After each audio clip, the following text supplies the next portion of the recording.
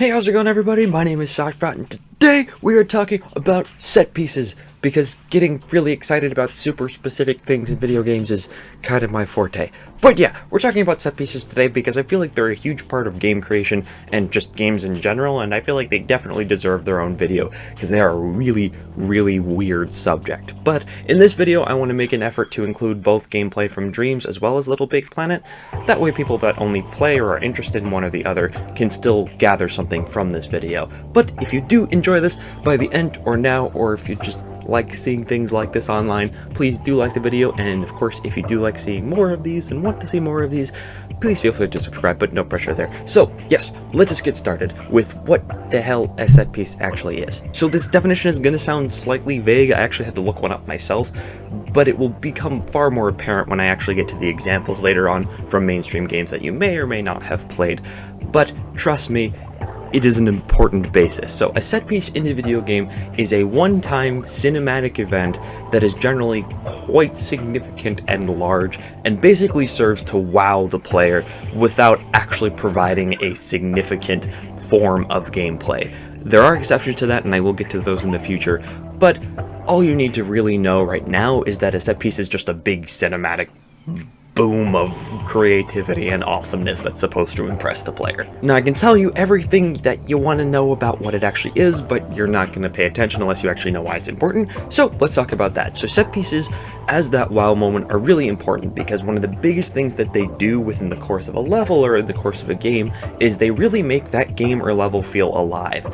Generally, when you're making a set piece, or when a studio is making a set piece for a game, that set piece is going to be one of the biggest things that happens that really shakes the whole world of that level or game, and kind of reminds you that it's not just you creating the world or you like derping around in this tiny little static thing. It's something that reminds you that the world that they created is supposed to, and generally does, feel quite alive, and like you have a big impact on that world, and or the impact of the world actually impacts your character.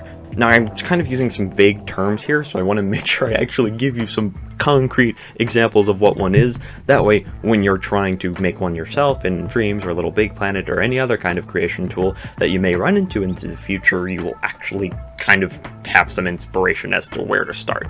So, some of the biggest trends that you will recognize in these examples, that a lot of them are AAA titles, and the reason for that is these big set pieces that really only take up a couple minutes during that game often take months and a lot of money and a lot of time to actually complete.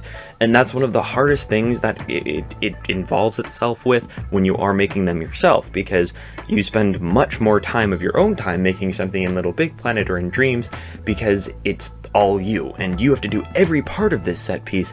But again, it is worth it, and it definitely does put that finishing, like, professional level to your levels. Trust me, I'm still trying to make it work myself.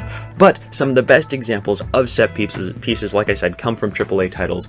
For example, Call of Duty. Now, Call of Duty, we're not going to talk about whether or not it's a good game because that's very, very much up to preference. But specifically in Call of Duty Modern Warfare, the original, so it would have been Call of Duty 4 Modern Warfare 1, weird full title. But there's a huge scene in that which is often looked at as like one of the pivotal set pieces in modern gaming, and I mean modern gaming like since the HD era. And in this giant scene, there is a helicopter crash, and what happens is your character is on this helicopter, and there's a giant nuclear warhead that goes off in the distance, and it actually causes the helicopter you're on to crash. And it's a super epic moment, and kind of a weird one, because your character does actually die in that thing. I don't think I need to put a spoiler warning because it's been so many years, but yeah, super, super epic. There's a lot that goes on in that scene. There's a lot of visual flair, there's a lot of like sound flair and all of those kinds of things. I guess auditory flair would be the better word for that. But all of this is literally just for this one scene, but it is one of the scenes that you remember from that game if you have played through the whole thing, because it is truly one of the most epic things. So the next one that we're going to talk about is another AAA title, and again, I know big studios have money and time for these, but they also show us why they're so important. So the second AAA title about set pieces, don't worry, there's examples that aren't AAA, is the Uncharted series.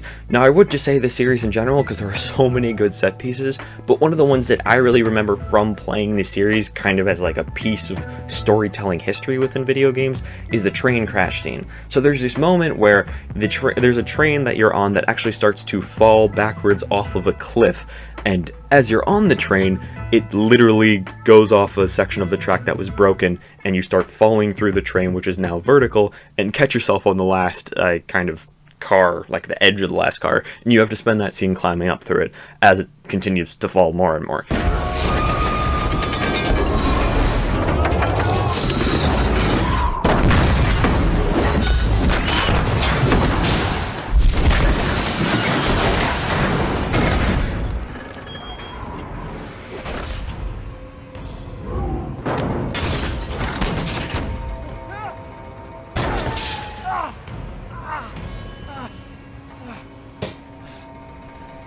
Sure.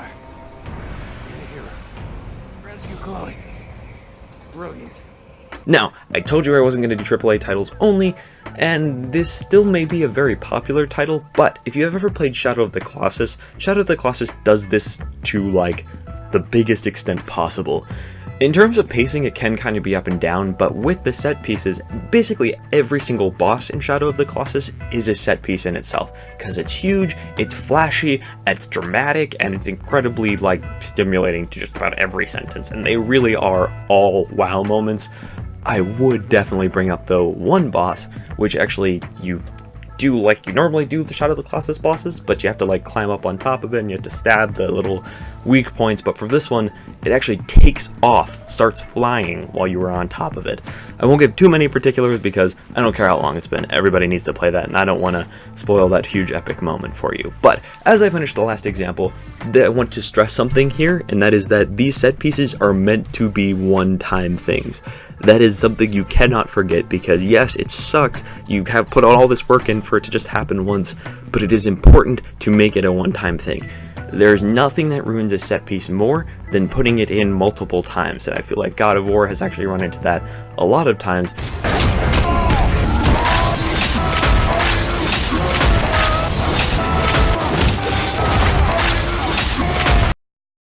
Super epic enemies which just become trivial and boring and kind of lose their luster the more you fight them.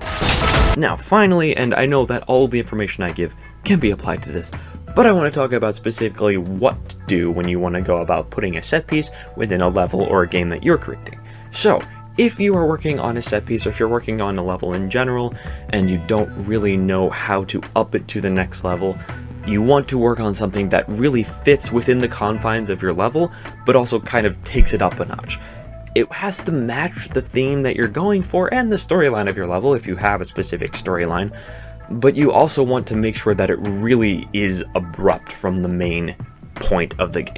It doesn't have to have a lot of gameplay aspects. The important part is it is very visually detailed, and also you spend a decent bit of time making it auditorially appealing. So even if you have a desert level where it's supposed to be quiet, at this point you want to have some sort of upheaval.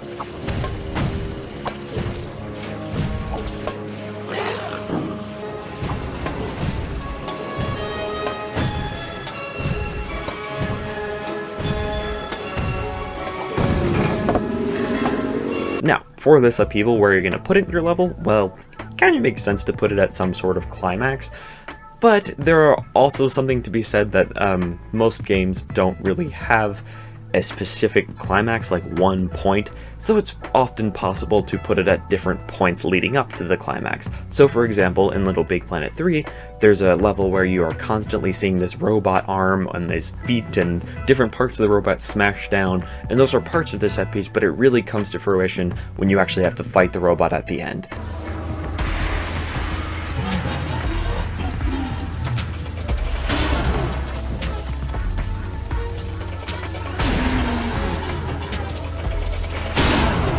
That's like a really good way to keep all of that work that you've done for the set piece and really kind of hint at it without totally blowing the excitement and wow factor of the final set piece. So a climax is a good place to put it, but of course it is creatively up to wherever you think it fits. The one thing I want to mention though is when you are putting this in, do make it match your level, but also don't just make it part of the level. It should feel like a departure partially from the kind of pace of your level.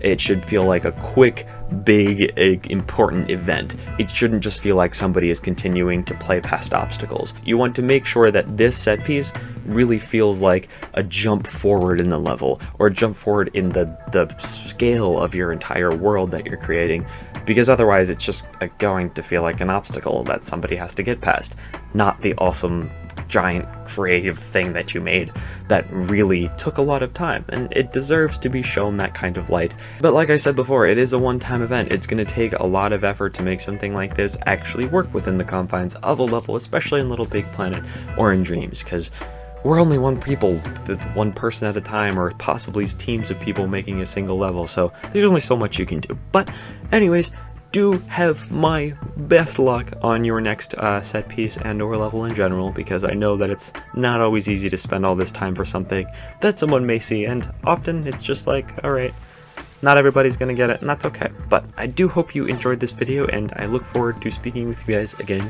very, very soon. And yeah, let me know if you like really specific stuff like this, because honestly I think it's such a big thing that doesn't get talked about, you know, these big set pieces, because everybody wants to talk about how to make a fun level, everybody wants to talk about how to make a pretty level, not everybody wants to talk about pacing and stuff. But that's something that, again, it's a big difference between these awesome looking levels in Littlebigplanet and big story modes within games. And I think that it's possible for us to use that in the games that we make. So yeah, that's why I do this. So hope that's interesting to all of you. Regardless, I enjoy doing it myself. So yeah. Alright, long outro. I hope you all are doing very well, and I will talk to you in the next video. I hope you like the new lighting setup, because it is like 11:30. I'm actually able to film. Actually, it's 12:01. I'm actually able to film in the middle of the night, which is pretty cool. Alright, I'll talk to you guys soon. Bye.